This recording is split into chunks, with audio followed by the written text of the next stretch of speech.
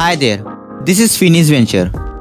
तो हम सब देखते आ रहे हैं कि जब से कोरोना वायरस पेंडेमिक स्टार्ट हुआ है तब से इकोनॉमिक डाउन चल रही है और लगभग 95 कंट्रीज के इकोनॉमिक जीडीपी माइनस में जा चुका है। पर इंडिया का जीडीपी अभी भी प्लस 3.1% का ग्रोथ दिखा रहा है। पर ये ग्रोथ कुछ समय के लिए है, उसके बाद ये भी डाउन होना शुरू हो जाएगा। पर आपने ये नोटिस किए होंगे कि इकोनॉमिक डाउन चल रहा है और कंपनीज के ऑपरेशंस बंद है, लेकिन स्टॉक मार्केट फिर भी एक पॉजिटिव ग्रोथ दिखा रहा है। इस समय ये सोचना लाजमी है, कंपनीज के ऑपरेशंस बंद हैं और 2-3 सेक्टर्स को छोड़कर सारे सेक्टर्स बहुत ही बड़े डाउनफॉल को झेल रहे हैं। पर स्टॉक मार्केट ऊपर क्यों जा रहा है? अगर हम यूएसए की बात करें तो यूएस भी बहुत ही बुरी चपेट में आ गया है।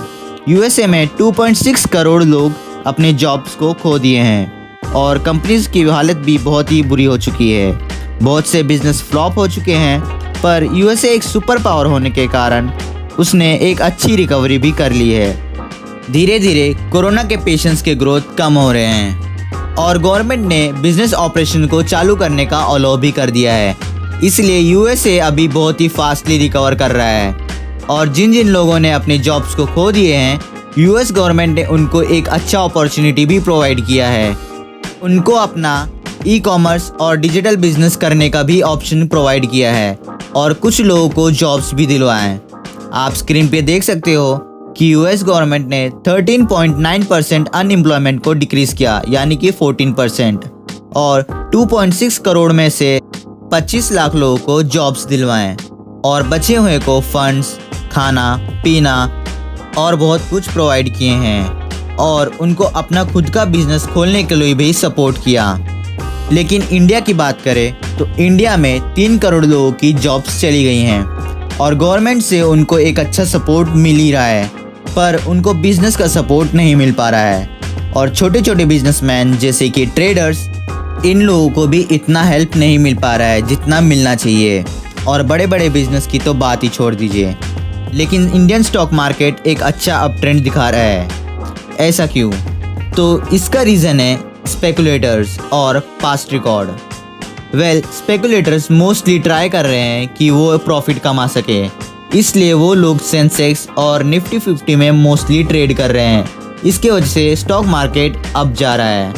और अब आते हैं मेन पार्ट पे, वो है पास्ट रिकॉर्ड। आप जानते होंगे कि स्टॉक मार्केट पास्ट, प्रेजेंट्स और फ्यूचर पे बहुत ही ज़्यादा अच्छे से रिएक्ट करता है और इस समय सारी अच्छी कंपनीज के प्राइस गिर जाने की वजह से लोग ये समझ रहे हैं कि कोरोना के बाद ये एक अच्छा रिटर्न कमा के देगा। पर वो ये भूल गए हैं कि कोरोना कोई शॉर्ट टर्म प्रॉब्लम नहीं है, ये तब तक रहेगा जब तक इसका कोई वैक्सीन नहीं बन जाता।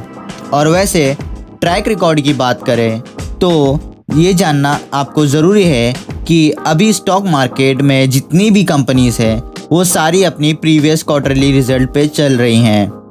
अगर हम रिपोर्ट की बात करें तो प्रीवियस क्वार्टरली रिजल्ट मार्च को पब्लिश हुआ था और दिसंबर से लेकर मार्च तक के सारे कंपनीज के प्रॉफिट एंड लॉस उसी पे बेस हैं।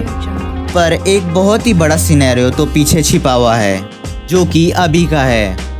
जून के बाद कंपनीज जब अपने प्रेजेंट क्वार्टरली रिजल्ट को अनाउंस करेगी, तब सारी कंपनीज भयानक तरीके से गिरेगा और स्टॉक मार्केट फिर से क्रैश होना शुरू हो जाएगा। इसका रीज़न है कि मार्च एंडिंग के बाद कोरोना इंडिया में आया था और हमने देखा था कि मार्च के बाद ही लॉकडाउन शुरू हुआ था। इसलिए लाजमी है कि जून के बाद जब प्रेजेंट क्वार्टरली रिजल्ट शुरू होगा तब स्टॉक मार्केट क्रैश करेगा, क्योंकि तब सारी अच्छी और बुरी कंपनीज का बहुत ही बड़ा लॉस दिखाई देगा, जो कि लॉकडाउन के वजह से हुआ है। अगर कंपनी अपने प्रीवियस क्वार्टरली रिजल्ट का 20% भी कवर कर लेता है तो ये बहुत ही बड़ी बात होगी।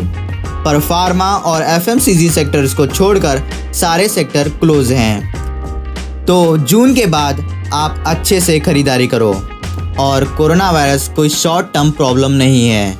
इसलिए stay safe, stay alert. Good bye, वंदे मातरम, इंकलाब जिंदाबाद।